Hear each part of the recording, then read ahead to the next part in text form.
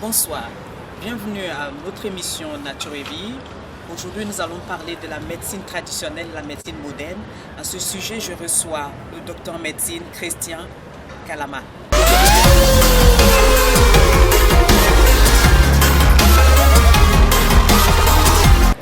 ce sujet, je te laisse te présenter parce qu'on ne te connaisse pas. Merci beaucoup Camille, je suis docteur Christian Kalama. Je suis docteur en médecine, chirurgie et accouchement de l'université de Kinshasa en République démocratique du Congo. Je suis en plus spécialiste en santé publique parce que j'ai un master en santé publique à l'université de Clermont-Ferrand et spécialisé dans les domaines de l'évaluation des risques professionnels dans les domaines de la santé. J'ai une maîtrise en santé publique, en intervention et promotion de la santé. Je pense qu'il convient même avec les sujets dont vous évoquez. Et en plus, j'ai des diplômes interuniversitaires dans les domaines de gériatrie. J'ai fait la nutrition thérapeutique et j'ai fait la thérapeutique médicale et médicaments chez les personnes âgées.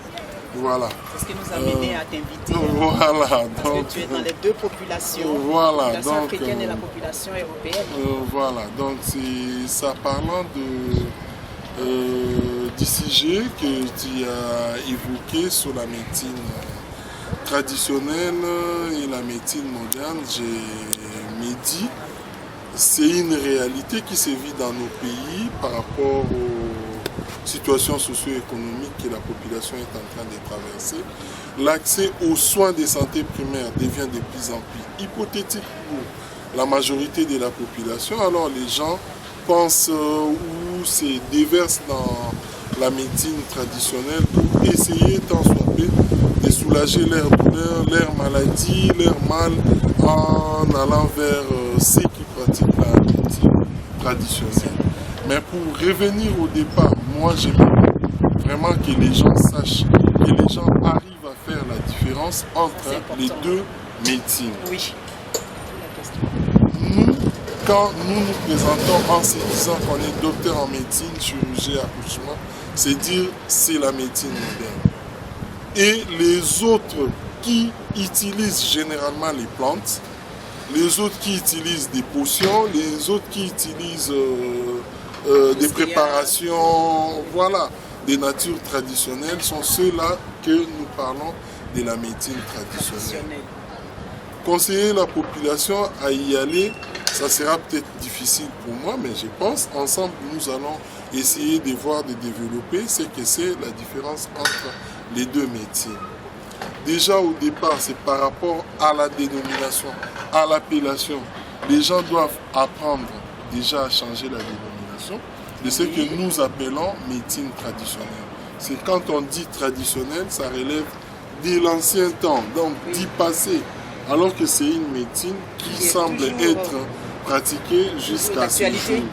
Moi, dans ma formation, on m'a appris et on devrait normalement changer cette appellation pour parler de la médecine des traditions africaines, par exemple. Quand il faut parler de l'Afrique, et comme on dit le tiers-monde en général, on connaît certaines médecines, voilà, l'agriculture qui est la médecine des traditions chinoises qui se pratique aujourd'hui à l'échelle mondiale pratiquement. Quand vous y allez dans tous les pays, vous allez trouver cette médecine là où on parle de l'acupuncture. Donc c'est déjà ça les problèmes. Parler de la pratique, de l'usage, de l'utilisation, de la fréquentation de cette médecine par une frange de la population, une majorité de la population. Je me dis c'est aussi une réalité auquel nous qui pratiquons la médecine moderne, nous sommes confrontés. Parce que quelqu'un qui serait malade et qui irait voir des praticiens, parce que moi je ne sais pas les appeler médecins parce qu'ils n'ont pas été à la faculté de médecine, qui vont voir des praticiens de cette médecine qu'on appelle entre guillemets la médecine traditionnelle. Il arrive qu'il y en a qui trouvent solution et il y en a qui, par malheur, trouvent des complications au lieu de trouver solution ou guérison. Et ceux-là sont au final réversés en médecine moderne ils reviennent à l'hôpital avec des complications genre insuffisance rénale et autres dues au fait aux plantes, aux potions qu'il a ingurgitées. Voilà. Donc, les problèmes avec cette médecine, que nous ne décourageons pas, que nous ne critiquons pas, c'est peut-être aussi les éléments, genre les dosages de ce qu'ils utilisent comme potions, comme plantes et autres comme préparation. Les personnes qui les utilisent. Nous avons commencé par parler de la dénomination. Oui. Ça, c'est déjà un problème.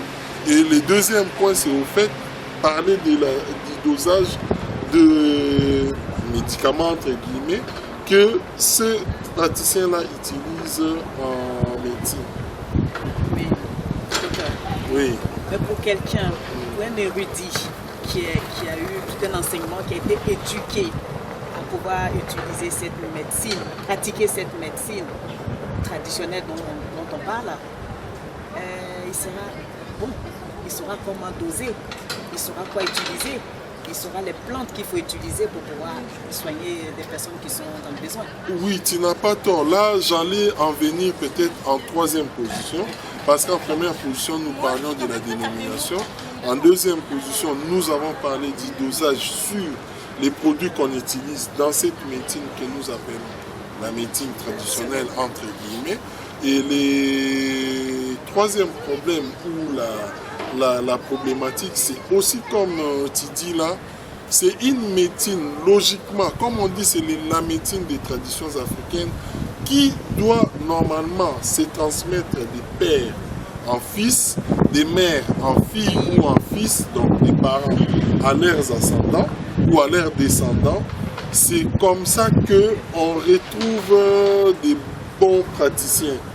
Mais quand on ne sait d'où la personne sort, on ne sait d'où il a appris ces pratiques-là et il se font appeler actuellement même docteur. Oui. C'est là que les bas blessent, c'est là qu'il y a des problèmes parce que suite toujours aux mêmes situations socio-économiques, la crise économique qui ronge toute la population, il y en a qui trouvent que toutes les pratiques sont bonnes pour arriver à survivre. Ils s'improvisent praticiens parce que c'est les termes qu'ils utilisent. Donc un praticien de la médecine traditionnelle sans être enseigné, sans être initié, sans être formé, sans avoir été légué par ses ascendants, ses parents, mais ils s'improvisent. Ce sont des gens comme ça qui rendent la fréquentation de cette médecine douteuse, qui rendent l'usage de cette médecine pratiquement incontrôlé. Et c'est comme ça que nous, de notre côté, on a du mal à conseiller beaucoup plus les gens à y aller vers cette médecine parce qu'il y a ces gens-là que nous appelons en d'autres termes des charlatans, oui, ça, qui n'ont jamais été formés, qui n'ont jamais été initiés, mais par un coup de bâton magique, il se retrouve être praticien et il s'est fait appeler même docteur et avec des inscriptions sur les murs, sur les pancartes et autres. Je vais aller plus loin. Ces mêmes personnes-là, vous verrez peut-être dans sa pratique avec une seule portion. Oui, c'est vrai, j'en ai déjà vu. Il guérit 20 maladies. En commençant par la stérilité, l'impuissance masculine, parce que ce sont des points qu'ils affectionnent. Ils savent pertinemment que ce sont ces problèmes-là qui rongent aussi la majorité de la population. Ils guérissent, voilà, les fibromes pour les femmes, les hémorroïdes et autres là. Donc, ils savent comment ils appellent leurs maladies, hypertension, hernie à gauche, à droite, alors qu'il y a même des pathologies qui sont des sanctions chirurgicales pour être guéries, mais ils pensent les guérir avec les plantes. Donc c'est un peu ça la problématique de cette médecine-là. Les gens doivent s'asseoir, les gens doivent continuer à réfléchir parce que cette médecine moderne que nous appliquons aujourd'hui, que nous sommes fiers d'être les élèves, les enseignants et autres là, ne fait que continuer à développer. Ça a commencé on peut dire 400 ans avant Jésus-Christ, avec celui que tout le monde connaît, Hippocrate, il soignait de quelle manière? Et même tout au début, la pratique faisait qu'il y avait aussi des morts par rapport à la pratique, mais les gens n'ont pas baissé les bras. Ils ont continué à travailler, ils ont continué à moderniser, ils ont continué, et jusqu'à ce jour, ça continue à y aller. À un temps, à une époque, on parlait que de la radiographie.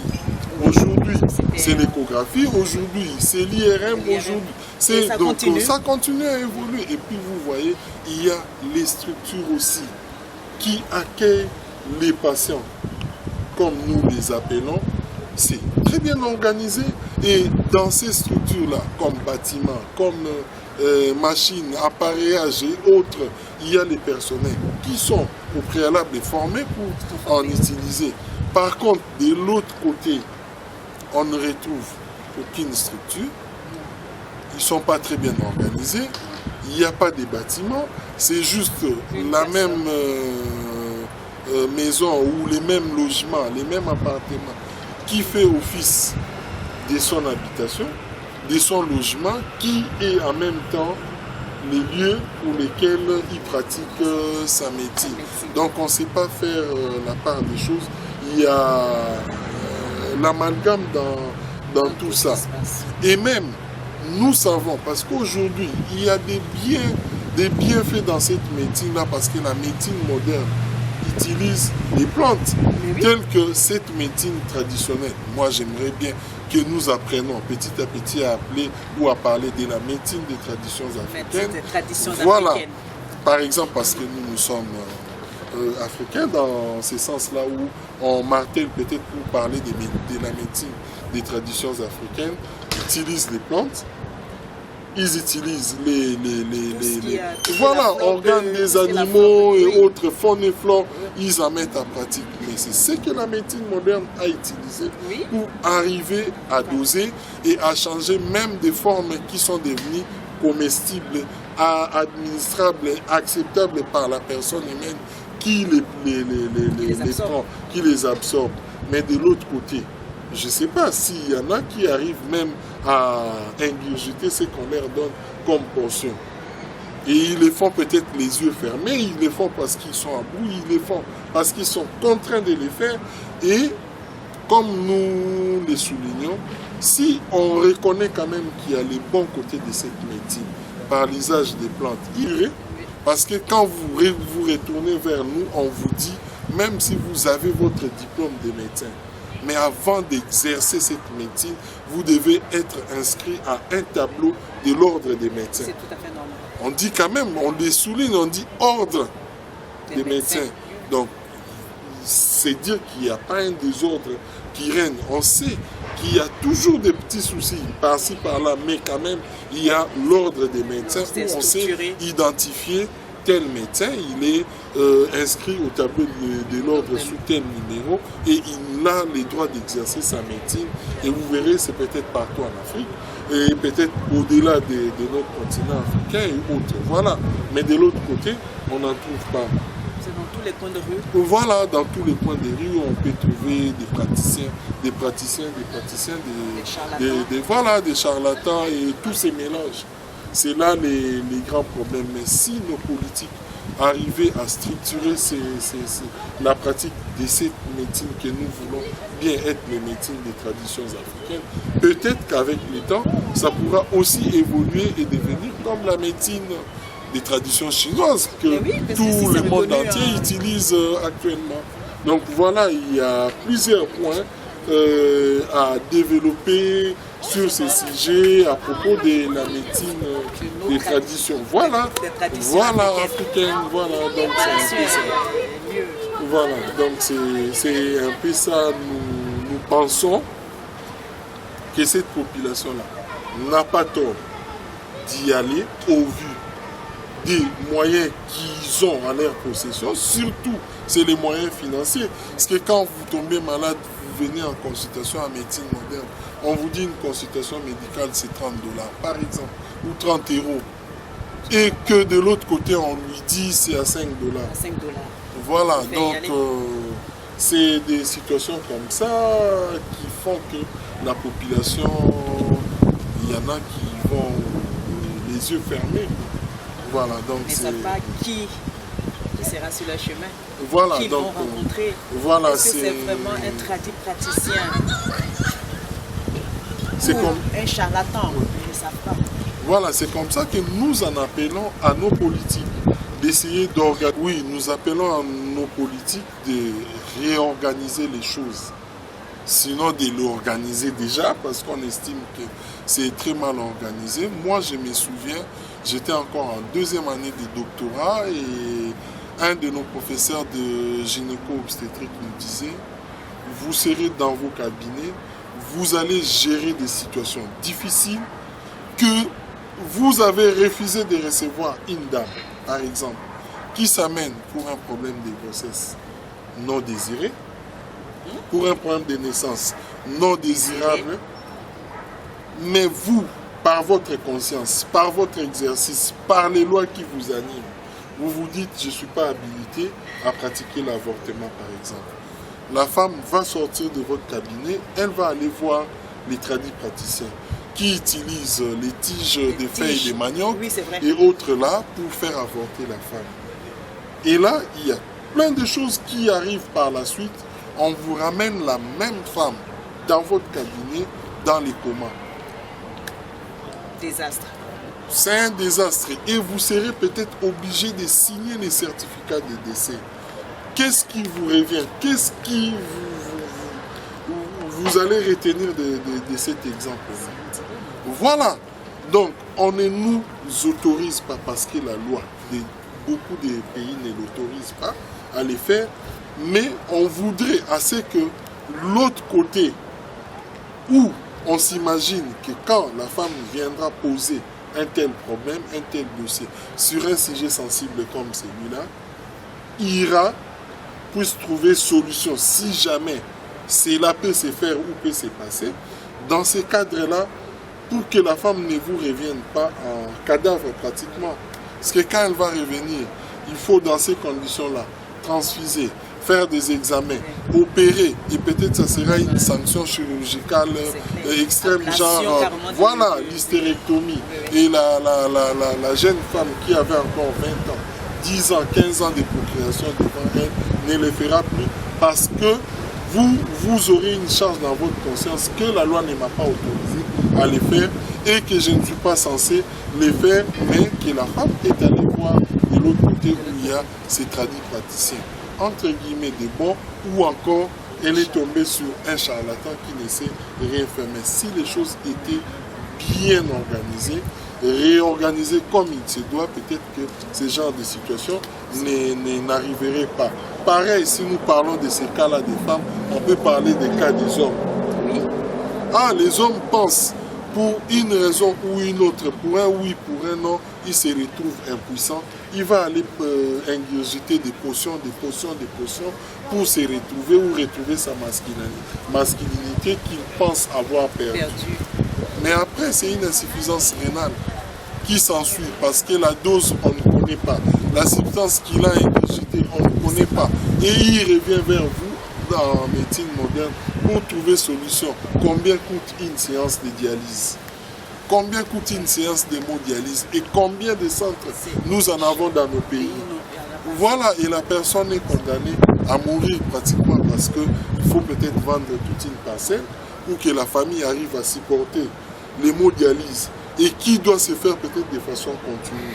Donc c'est un peu ça. Mais si les choses sont bien organisées en face, de l'autre côté de cette médecine-là, on éviterait justement ce genre de situations, ce genre d'accidents qui puissent arriver.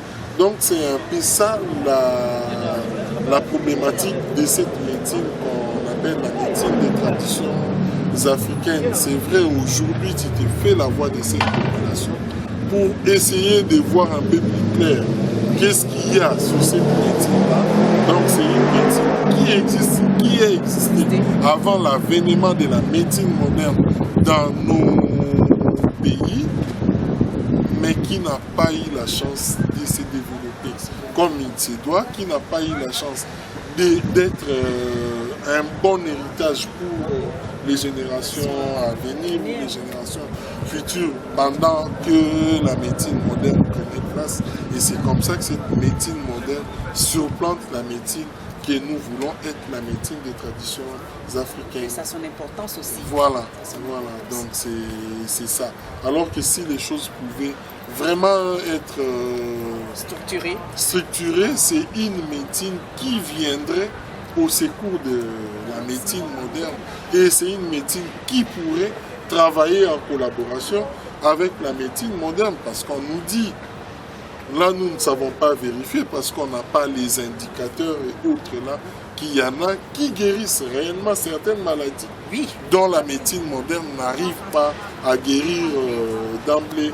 Donc c'est un peu ça, comme tu dis, c'est un dilemme, c'est un problème qui reste pesant, qui vaut son pesant d'or, qui vaut vraiment d'être parlé, discuté, et dans les milliers de décisions, dans les milieux de décisions pour qu'on arrive à... Dans ce que tu es en train de développer, docteur, je comprends que les deux médecines doivent travailler en collaboration.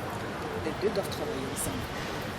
Dans ce que tu me dis... C'est une éventualité et c'est une évidence. Surtout dans nos pays du tiers-monde, comme tu l'as dit tantôt là, les deux médecines doivent aller de pair. C'est ça. Parce qu'ils ont une richesse que peut-être la médecine moderne n'en a pas.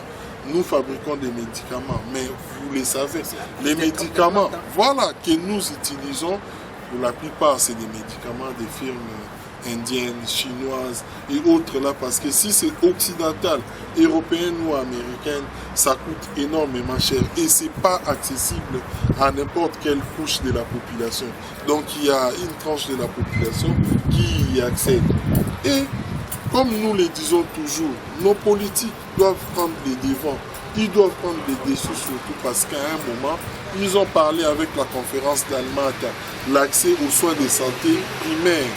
C'est dire que nous devrions, à chaque niveau de la population, dans chaque coin de nos pays, avoir accès aux soins de santé primaires qui doivent être efficaces, mais à un moindre coût.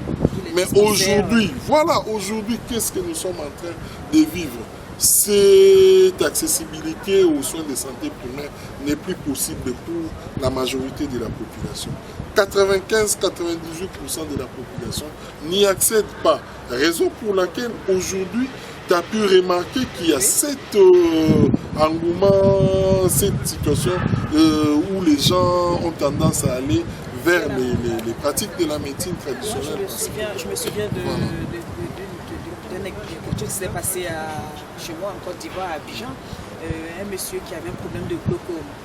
Mais vu les moyens financiers, on a parlé de moyens socio-économiques, il s'est retrouvé face à un charlatan. Enfin, c'est un charlatan qui a une potion qui guérit toutes les maladies, et qui lui a mis des gouttes dans les yeux, mais c'était un désastre. C'était un désastre pour quelqu'un qui souffre de glaucome. Cette personne s'est retrouvée dans une cécité. Voilà, par exemple, donc il a perdu sa vue alors qu'il pouvait bien continuer à vivre et à bien voir le monde avec ses yeux, quand bien même qu'il souffre du glaucome qui est en fait l'hypertension oculaire, l'hypertension. Voilà, donc c'est comme ça, c'est la raison pour laquelle nous insistons, nous martelons, nous disons que c'est les politiques qui doivent réorganiser les choses.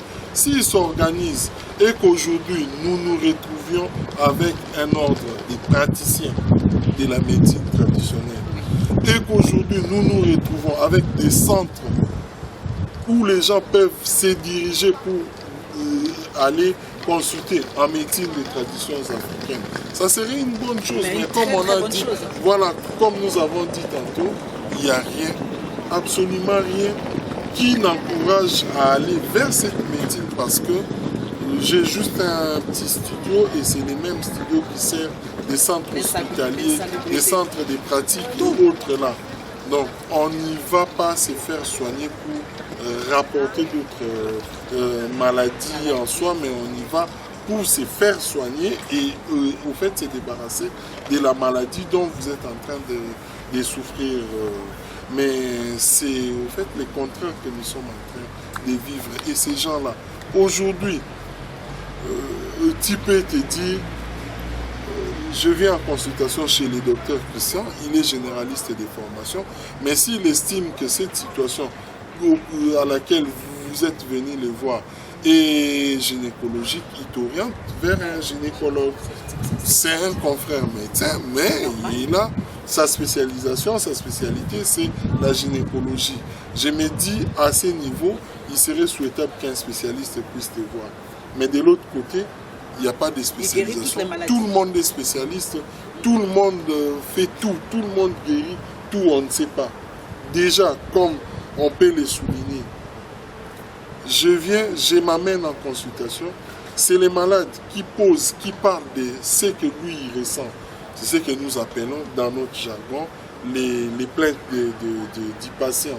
Et ces plaintes-là, nous les transformons toujours dans notre jargon, comme pour dire, c'est les symptômes qui présentent.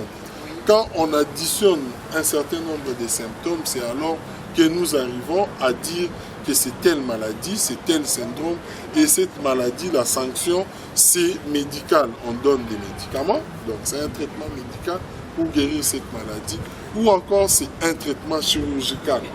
Donc là, c'est ce que les gens savent, ah, on va l'opérer. Voilà. Mais là-bas, de l'autre côté, quand on donne des plaintes, qu'est-ce qu'ils font? Et nous, à notre niveau, pour qu'on en arrive à une sanction finale, il y a des examens que nous disons, des examens complémentaires, où on vous envoie faire la biologie, donc les analyses, monsieur. Les examens du sang, les prélèvements et autres. Et il y a l'imagerie à côté, où vous faites la radiographie, l'échographie, les scanners, l'IRM et autres là. Et c'est en fonction de tous ces éléments réunis que les médecins arrivent à une conclusion pour nous dire la personne souffre de telle pathologie. Et les traitements pour cette pathologie, c'est... Mais de l'autre côté, il n'y a absolument rien du tout. Et la personne conclut parce qu'on lui dit j'ai des douleurs au dos, que c'est l'hémorroïde. Les hémorroïdes, était-ce une maladie ou c'est quoi, on ne sait pas. Et la personne dit c'est une hernie justement parce qu'il voit qu'il y a une tuméfaction au niveau de l'abdomen. La personne va dire c'est une appendicite. Mais c'est une appendicite. Et l'appendice, vous allez les guérir avec quoi? Alors que de l'autre côté, de la médecine moderne, c'est une sanction chirurgicale pour guérir la pathologie comme c'est. Donc c'est un peu ça la difficulté qu'on rencontre de l'autre côté de la médecine. Et comme on a dit tantôt, si c'était tellement bien organisé et que ça pouvait aller de pair avec la médecine moderne, ils comprendront que c'est une appendicite, il faut l'envoyer vers un chirurgien pour une appendicectomie. Ils comprendraient que c'est telle pathologie, il faut l'envoyer chez un gynécologue pour la sanction, pour les traitements, pour les soins. Mais là, c'est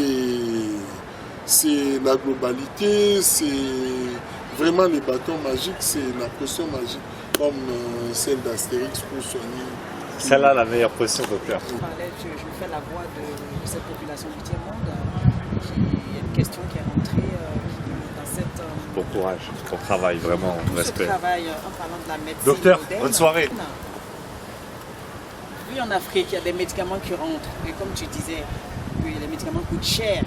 Donc, nous voyons dans nos gouvernements ces médicaments qui rentrent de la Chine. Il y a beaucoup de médicaments qui sont contrefaits et qui provoquent aussi des situations dramatiques.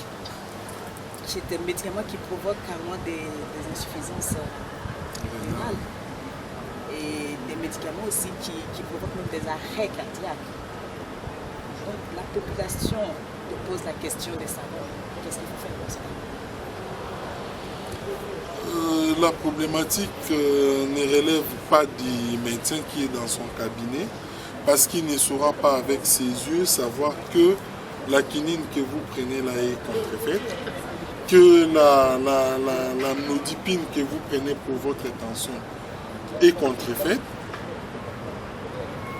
il va prescrire, il va vous remettre l'ordonnance, surtout que nous n'avons pas la sécurité sociale, et les malades vont se débrouiller pour les restes. C'est au niveau de nos politiques, au niveau de nos dirigeants. On vous place comme la tête dans un organe, dans une institution de contrôle de tout ce qui vient de l'importation. Vous êtes là, vous vous lassez, vous vous laissez faire par la corruption et vous faites passer des médicaments qui sont contrefaits, des produits qui sont vraiment avec toute votre conscience périmés, expirés, mais falsifiés, vous les faites quand même rentrer dans votre pays pour qu'on aille soigner vos propres frères et sœurs. On fait appel à la conscience de chacun. Chacun de nous a une part de responsabilité dans la prise en charge d'un malade. Nous, comme médecins, on nous dit on soigne un malade comme un tout. Je ne peux pas soigner la personne de Camille seulement parce qu'elle est venue en consultation et elle me dit qu'elle a des maux de tête. Et je me dis, bon, c'est les Doliprane qu'il faut, c'est les paracétamol qu'il faut pour résoudre son problème. Il faut d'abord chercher à savoir la cause de ces céphalées, de ces maux de tête auxquels elle est venue en consultation. Et peut-être que ce n'est pas les paracétamol qui va résoudre le problème. Les céphalées peuvent avoir comme origine l'hypoglycémie. Parce qu'il n'a pas mangé. Oui, la soif. Voilà, il peut avoir comme origine l'hypertension. Ce n'est pas du paracétamol qui va soigner des céphalées dont l'origine est l'hypertension artérielle. Donc il y a à boire et à manger dans tout ça. La prise en charge, quand on dit global, c'est psychologique, c'est physique, c'est comme on dit dans notre jargon somatique. Ça englobe tout. Ça englobe tout. Et l'environnement auquel la personne vit, qu'est-ce qui se passe, c'est la société, il y a tout ça. Est-ce que la personne qui vient en consultation, ce n'est pas quelqu'un qui vient de perdre son travail, ce n'est pas quelqu'un qui a des soucis au niveau de son boulot, ce n'est pas quelqu'un qui est à la recherche du travail, donc c'est vraiment un tout. Et quand je dis tout, je l'élargis, comme on le disait là, à nos dirigeants, ceux qui ont les pouvoirs, ceux qui ont les politiques en gestion, de revoir toutes ces situations-là pour évidemment nous éviter ce genre de situations où la personne achète les médicaments, mais il achète sa propre mort parce que quand il avale les médicaments, c'est pour faire un arrêt cardiaque, c'est pour avoir une insuffisance rénale, donc c'est compliqué. Donc, de la même façon, nous sommes en train de condamner, entre guillemets, la pratique de cette médecine que nous appelons la médecine des traditions africaines sur les dosages et autres. Il y a aussi une part de l'autre côté où il y a des médicaments contrefaits, il y a des firmes qui sont ou qui fabriquent des médicaments sous-dosés et qui s'avèrent être inefficaces par la suite lors d'une prise en charge. Voilà, et il y en a qui font des surdosages et qui vont s'avérer aussi créer des overdoses auprès des patients et ça crée des problèmes. Donc, comme on a dit tantôt, il y a cette nécessité d'une collaboration franche et sincère et beaucoup plus d'une organisation ou une réorganisation de l'autre côté de la médecine traditionnelle pour que les choses aillent de pair pour l'avantage de nos populations. Parce que les principes en santé publique, c'est que quand vous intervenez, que ce soit en soignant, en conseillant, en éduquant, il faut que les résultats soient propices et soient avantageux pour la population. Sinon, c'est nul. Sinon, vous ne faites rien. Tout ce que nous devons faire doit aller dans le sens du bien-être de la population. Voilà. Il y a une belle question qui rentre aussi pour toi. Cette personne est en train de me dire, elle évite d'aller vers la médecine de nos traditions africaines parce que pour elle, c'est... Quand on parle de tradition africaine, pour elle, c'est la sorcellerie. Elle pose la question, elle te pose la question. Voilà, la sorcellerie, là, c'est des conceptions que nous avons acquises quand nous sommes venus au monde, et après, avec les histoires, les contes, je dirais même, les contes, parce qu'on nous dit nos ancêtres étaient forts, parce qu'il y en a qui disent, hein, ils volaient avec les cacahuètes et autres, là où les balais et autres, et c'est resté dans nos conceptions. Actuellement, nous devons évoluer. Nous ne sommes plus au 15e siècle, nous sommes en plein 21e siècle, les choses ont tellement évolué. Tous les jours. Je vais la renvoyer peut-être du côté de la communication. Il y a 10-20 ans passés, nous n'avions pas ce genre de communication que nous avons aujourd'hui. Mais actuellement, on arrive à se voir, même si on est à 8000 km voilà, des différences. C'est dire que les choses ont suffisamment évolué et ça doit se faire partout dans tous les domaines. Et même dans ces cadres-là, il faut qu'on enlève cette idée-là où on dit la médecine des traditions africaines, c'est la sorcellerie, pendant que même nos autorités là, qui nous dirigent là, qui ne veulent pas faire des efforts pour que les choses puissent avancer dans nos pays, même dans le cadre de cette médecine que nous disons des traditions africaines, vont se faire piquer par la médecine chinoise de l'acupuncture là pour des douleurs, des massages et autres là. C'est pratiquement pareil. Mais pourquoi on accepte pour les autres et on est là en train de régner nos propres traditions, de régner nos propres origines en fait. Donc voilà, donc c'est ça, nous devons évoluer avec le monde et faire en sorte que chacun de nous puisse contribuer à l'avancement de nos structures, que ce soit la médecine des traditions africaines ou la médecine moderne que nous pratiquons, afin que les conclusions, les solutions puissent être trouvées dans l'essence du bien-être de la population que nous sommes. Merci docteur. Voilà. C'est moi qui te remercie. Merci pour toutes ces précisions. Voilà, donc c'est ça. Parce que ça a été vraiment enrichissant. Voilà, donc c'est ça.